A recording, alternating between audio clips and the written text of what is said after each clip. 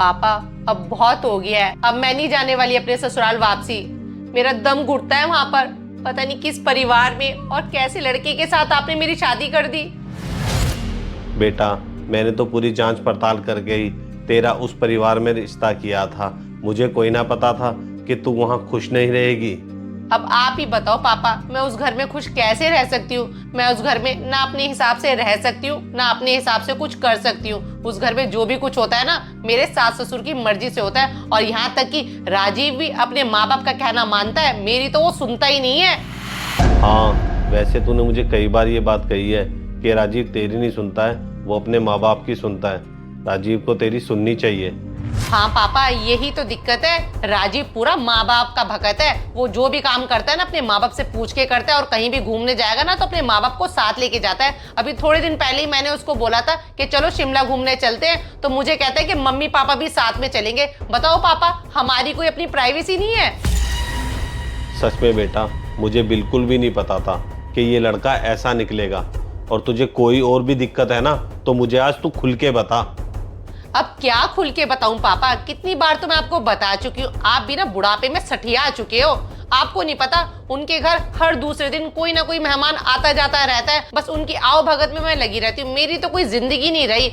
और तो और पापा, शॉपिंग करने के लिए अगर मैं उससे पैसे मांगती हूँ ना, तो उससे पहले मुझे अपनी 10 मजबूरियां गिनवा देता है। अभी थोड़े दिन पहले मैंने उससे 10,000 रुपए मांगे थे। 10,000 रुपए तो मुझे नहीं दिए, 5,000 रुपए दिए। और अपने माँ बाप पर ऐसे ही पैसे लुटाता रहता है वो। क्या ऐसे ही पैसे लुटाता रहता है? बेटा, तुझे हर महीने का खर्चा नहीं देता क्या? देता है पापा, सिर्फ महीने के 15,000 रुपए देता है। अब 15,000 रुपए में मेरा क्या ही होगा?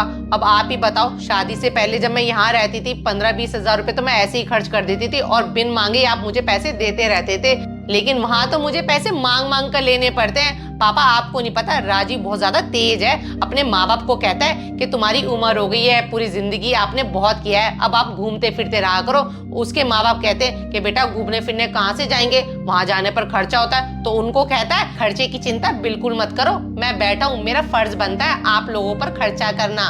अब आप ही बताओ पापा, उस आदमी के लिए, अपने माँ बाप के लिए तो सारे फर्ज जिंदा है, लेकिन बीवी के लिए कोई फर्ज नहीं है। पापा सच कहूँ, आपने ना मेरी उस घर में शादी करके मुझे फंसा ही दिया है।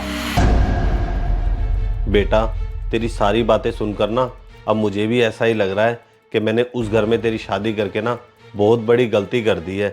बेटा, अब तू ही बता, तू क्या चाहती है? पापा, अब मैंने क्या चाहना, मैं तो अपनी शादी बचाने की पूरी कोशिश कर रही हूँ, और मैं नहीं चाहती कि मेरी वजह से आपकी भी इज्जत पर कोई बात आए। पापा, अब वो मुझे कहते हैं कि इतनी लेट लेट मत उठाकर। उनके कहने से मैं सुबह 8 बजे भी उठने लग गई हूँ। अब आप ही बताओ पापा, जब मैं शादी से पहले इस घर में रहती थी, मैं 11-11, 12-12 बजे उठती थी, और कोई भी मुझे उठाता नहीं था। अपने मन मर्जी का रहती थी यहाँ पर, लेकिन वहाँ मुझे उनके हिसाब से चलना पड़ता है। पापा सच में उस घर में ना मेरा दम घुटता है। पापा, आप ऐसा करो, मेरा ना राजीव से तलाक ही करवा दो।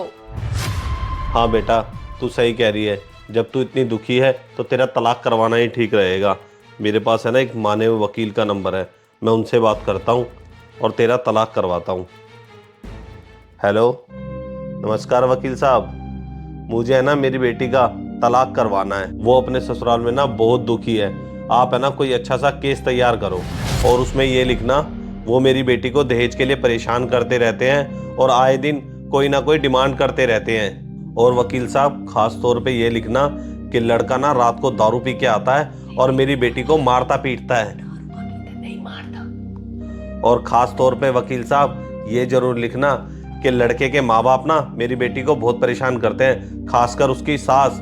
उसकी सास ना मेरी बेटी को सुबह 4 बजे उठा देती है और घर का सारा काम करवाती है उससे।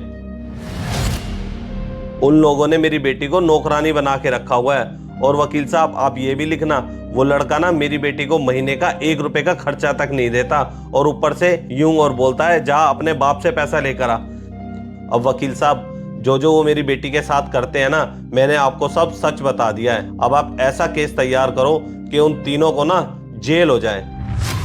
ठीक है वकील साहब, आप पैसे की टेंशन बिल्कुल भी मत लेना। मैं शाम को आपके ऑफिस आके आपसे मिलता हूँ। नमस्ते। ठीक है बेटा, अब तेरा तलाक पक्का है। पापा, आपने ये क्या किया है? इतना झूठ बोलने की क्या जरूरत थी वकील साहब को? माना मुझे राजीव से तलाक लेना है, लेकिन उन लोगों को जेल थोड़ी ना करवानी है। वो लोग शरीफ है, साधारण लोग है, कोई क्रिमिनल थोड़ी ना है। आपने तो पता नहीं क्या करवा दिया पापा। बेटा मैंने जो किया है ना सब ठीक किया है। तुझे पता है तलाक लेने के लिए ना ऐसे झूठे इल्जाम लगाने पड़ते हैं, जल्दी तलाक मिलता है ऐसे। नहीं नहीं पापा, मुझे कुछ नहीं पता। मुझे इस तरीके से उन लोगों पर झूठे इल्जाम लगाकर या उन लोगों को जेल पहुंचाकर तलाक नहीं लेना है। मैं ऐसे भी बिना तलाक के भी उनसे अलग रह सकती हूँ। हाँ बेटा तू बिल्कुल ठीक कह रही है, किसी पे ना ऐसे झूठा इल्जाम नहीं लगाना चाहिए। चल कोई नहीं, मेरे पास ना तेरे लिए दूसरा रास्ता भी है। वर्मा जी की है ना बहुत बड़ी फैक्ट्री है, तो मैं उनसे बात कर लेता हूँ। हेलो वर्मा जी, नमस्कार। मेरी बेटी अपने ससुराल वालों से अलग रहना चाहती है और उसने ना ग्रेजुएशन करी हुई है। अब आपकी इतनी बड़ी फैक्ट्री है और आपसे मेरा पुराना रिश्ता भी है, तो आप मेरी बेटी को कोई ना कोई नौकरी तो दे दोगे? हाँ पुरुषोत्तम जी, हमारे यहाँ बैकएंड में एक जॉब खाली है, हम आपकी बेटी को 15,000 रुपये महीना दे देंगे। हाँ हाँ कोई नहीं, 15,000 में तो मेरी बेटी का गुजारा हो जाएगा ना? हाँ हाँ वर्मा जी, वो बोल रही है गुजारा हो जाएगा। चलो ठीक है, मैं अपनी बेटी का ना बायोडेटा आपको शाम तक भेज दूंगा। ठीक है, नमस्कार वर्मा जी। ठीक है बेटा, वर्मा जी के यहाँ 15,000 में तेरी नौकरी पक्की। पापा आपको हो क्या गया है? मैं और नौकरी और 15,000 रुपये मेरा होगा ही क्या? अरे होगा क्यों नहीं बेटा, तुझे 15,000 रुपये मिलेंगे। 10,000 रुपये तो अपना खर्चा रख लियो और 5,000 रुपये कहीं किराए पे कमरा ले लियो। पापा मुझे क्या जरूरत है अलग से कमरा लेके रहने की? ये घर है तो मैं इसी घर में रह लूंगी। नहीं नहीं बेटा, तू यहाँ नहीं रह सकती, यहाँ तो तेरे भैया भाभी भी रहते हैं और तुझे वैसे भी ज्वाइंट फैमिली से दिक्कत है। अगर तू ज्वाइंट फैमिली में रहती तो अपने ससुराल में न रह लेती।